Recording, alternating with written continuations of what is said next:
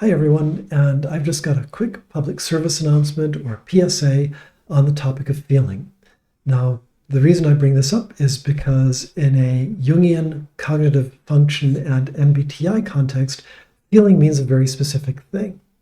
But in the English language, the word feeling is ambiguous and it means several different things which are maybe somewhat interrelated, but each one is also distinct and separate. So first, there is feeling as an emotion. I feel happy, I feel sad, and that is universal. Regardless of type, we all experience emotions. We just may perceive and process them differently based on type.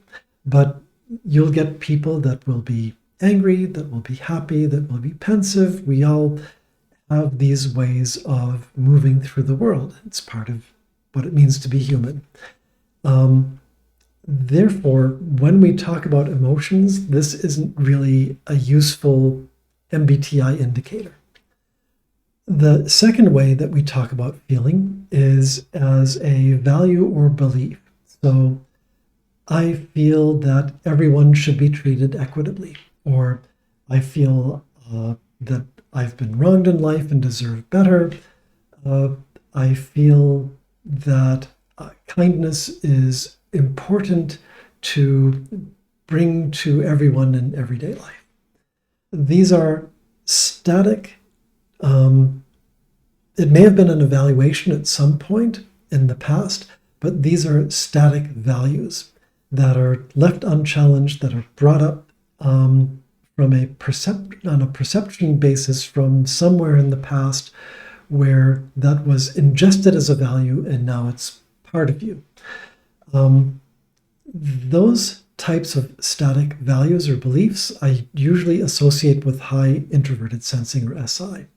So someone who can rattle off a framework of that they're a vegetarian because of blah, blah, blah, and that they it's always important for them to be kind to people, and that wealthy people have an obligation to help the rest of society. These are all SI-related things, and they are things that are more or less rote to us. So it doesn't show you someone who is high in FI or FE, the judging functions, because it is not processing, it's not actively judging. That brings us to the third way of talking about feeling, which is feeling as an evaluation. And that's where we get into the judging function. It would be, for example, I feel that this debater in this argument was not treated fairly because they were not given enough time to speak. Or I feel that this particular film was not a good representation of the source book because of different ways that that it didn't treat the subject matter properly, that sort of thing. Or I feel that Jane should have been given a second chance by John to go on another date. The commonality here is that each one is something that was actively evaluated and in the context to which it was given, and then it had inputs, and from those inputs produced a result.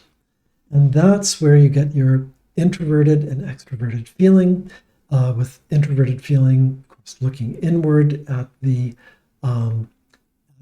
evaluating what does this mean to me, how do I process this, and how can I apply this back to the outside world, versus extroverted feeling, which would be more about how do I interact with others, interface, produce something that creates a result that's favorable to the feeling outcome that I've decided upon based on the values that I've ingested from elsewhere.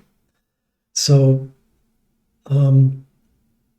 I hope that's helpful in getting an idea of what we're talking about here, that if you see someone who is actively evaluating, and that's kind of how they move through life, that they sit back, they're thoughtful about particular, about different situations to produce a, one would hope, wise answer based on whatever foundations they have, but there's a rationality behind it.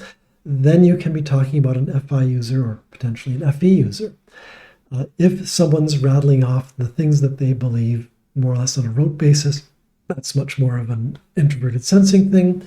If someone has lots of issues with emotions, that really isn't an indicator of any type specifically. Though sometimes I suspect that thinkers have more of a challenge, or those that have low feeling have more of a challenge with processing emotions than those that have feeling that's high up in the stack. So anyway, that's what I've got. Agree or disagree, I hope that it's helpful at least to define that when we're talking about feeling, it means a couple of different things depending on how you're using the word in what context. And so when we talk about feeling, at least we can kind of check with each other to make sure we're talking about the same thing. That's all I've got. Thanks, and bye for now.